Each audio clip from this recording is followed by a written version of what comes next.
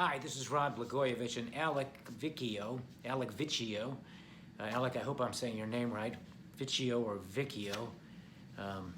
Forgive me if I got one of them wrong. Clearly I do. Hopefully I got one of them right. And by the way, this is coming from somebody who knows what it's like to have his last name mispronounced. Had a lifetime of that.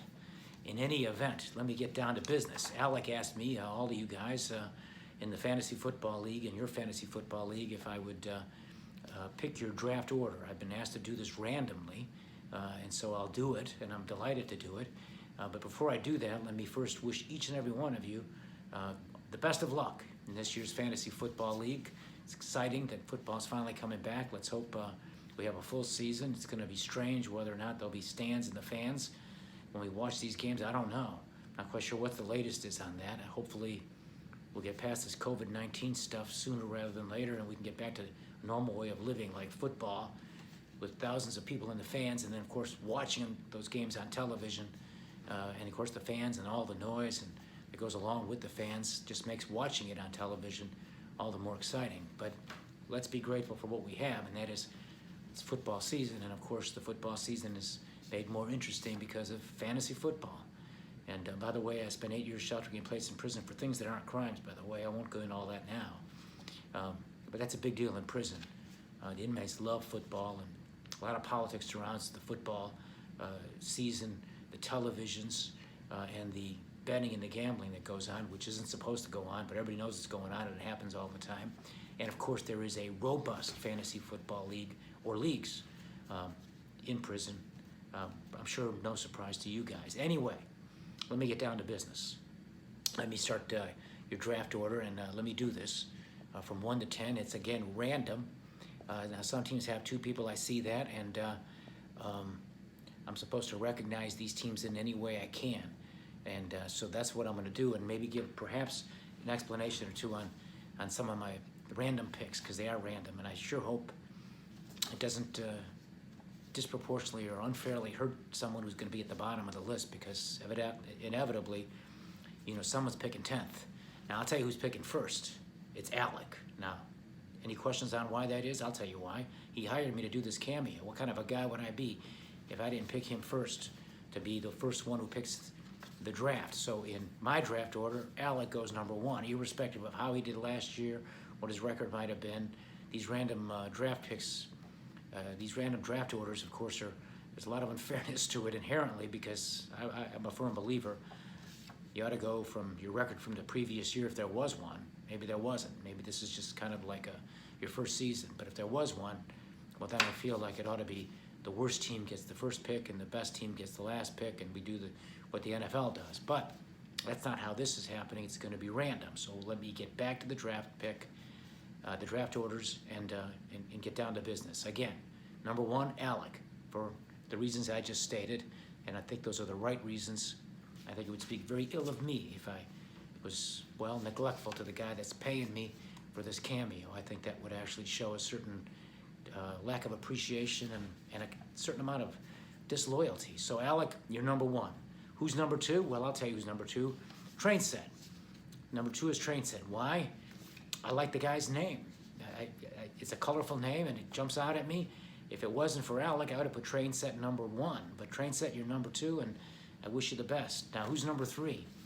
Well, same philosophy. Big Joe, like his name. I think Big Joe, whoever he might be, is a big guy, and, well, that's another reason. I don't want him kicking my ass, so I'm going with Big Joe largely because I like his nickname and the sound of his name. Number 4, I'm going to do a pair here. It's going to be Jack and Mike. I saw the names at the bottom of the list that was sent to me, and Jack and Mike of the pairings seemed to be the first group of pairs that jumped out at me, so I just went with that. Number 5 is Matt. It's a biblical name, Matthew. Wrote one of the 4 Gospels, one of the great apostles. And so Matthew is number 5, Matt. Number 6, Gino and Danny, another pairing. I like the sound of the names, and Gino and Danny seem like a good fit. Sounds like a pizza place or something. Gino's and Danny's. And who knows, maybe that's what you guys do for a living. I don't know. But you guys are number 6 in the draft order. Number 7 is Noah, another biblical figure, obviously, a significant biblical figure in the Old Testament, Noah's Ark. The more I keep talking about Noah and the fact that you're such a biblical name, I probably should have put you second, Noah. Instead, I put you 7th. I wonder if that's a mistake, and I might have to pay a price for that. Maybe the rains will come tomorrow because of this. But unfortunately, I'm committed to this random list that I put together before I did this cameo, and I'm going to stick to it. I'm going to stick to the script. So Noah, you're number 7. At least you're not number 10.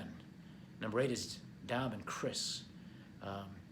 Here again, I did nothing personal, but that's kind of how it all fell out. By the way, I'm noticing a lot of Italian names. Are you guys, a lot of you guys Italian? Dom, Gino, Alec Viccio, maybe Big Joe. I don't know. You guys, I'm seeing some first names that are really familiar to me because I grew up in a neighborhood in Chicago with a lot of Italian kids, Italian American kids. Some of my best friends in the neighborhood are of Italian descent, and a lot of my best friends still today are that. And me being Yugoslavian, that's close to Italy, not far away. My wife, 3/8 Italian, Sicilian. The 3/8 I love most in her. At least that's what I say when I'm before an Italian American group and I'm giving a speech. I'll say something differently if I'm speaking to a German American group because Patty, my wife, is 1/8 German, so I'll talk about that too. All right, let me get back to the list. Number 9, Noor and Jake are number 9, and again, I apologize. Someone's got to be number 9, and sorry, Noor, and sorry, Jake, but that's just how it fell out. And number 10, Scott, I'm sorry, you're last.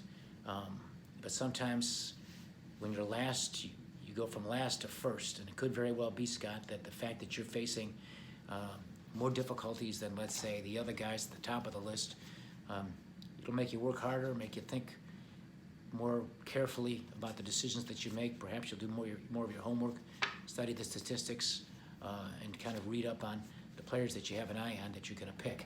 Now, that's my draft order for you guys. I wish you guys all the best. I feel like there's a couple of names I want to throw out there because I see big numbers coming out of a couple of new names in the NFL. Number 1, CeeDee Lamb, the receiver for the Cowboys, the rookie receiver, who they picked this year in the draft. I think he went to Oklahoma. Great talent. Cowboys have Amari Cooper and Michael Gallup, and now they've added CeeDee Lamb. I can see CeeDee Lamb getting a lot of catches. I see a lot of touchdowns. This guy's got great talent. They gave him number 88. Des Bryant's number, and before that it was Michael Irvin's number. Before that it was the great Drew Pearson's number. That's a big deal for Dallas when they pass along numbers that they've already kind of retired. So keep an eye on CeeDee Lamb. I think it's going to be a big year for him. Here's an obvious one. I think Tom Brady's going to have big numbers. And I know he was not so good last year. A lot of reasons. Really had no weapons in New England. I think he's got a real chip on his shoulder. People are writing him off. I think he feels like he wasn't properly respected by New England after all those championships that he led him to. Look at all the weapons he has down in Tampa Bay.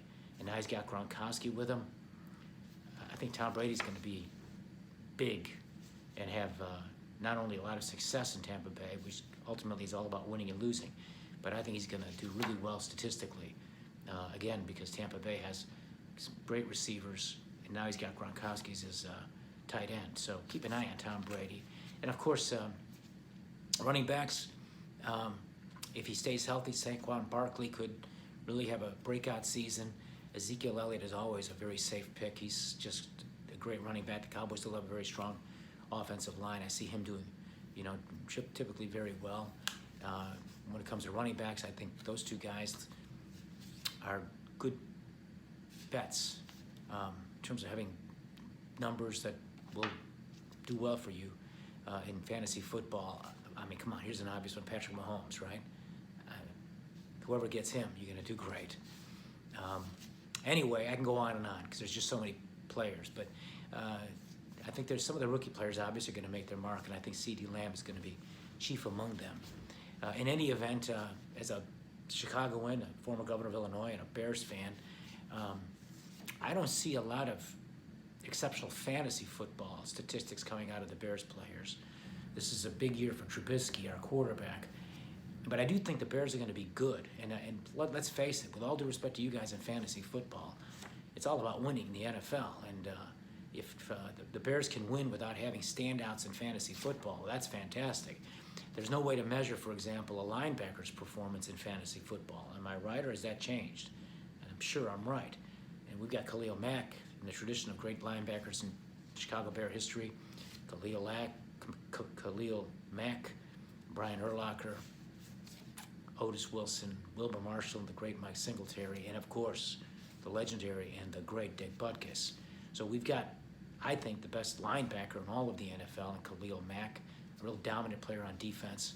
But that's not what you guys score fantasy football on. And hopefully the Bears are going to do what they're traditionally all about, and that is great defense, hard-hitting defense, putting pain on the other side, and running the ball real well. And I'm not giving up on Trubisky at all. I think Trubisky's got all the skills and the ability. He did good early on in his first 2 years. He's now fallen off a little bit. This is a significant year for him, do or die, really, in so many ways. I think he's going to rise to the occasion and do great, leading the Bears to a season where I think the Bears are going to end up being 10-6 or maybe 11-5. That's my prediction. In any event, there you go. These are supposed to be 30 seconds long, and I'm already past 11 minutes, so I hope you guys don't mind. I gave you your list. I wish you guys all the best. Stay safe out there. And Alec, thanks again for the chance to send this draft order.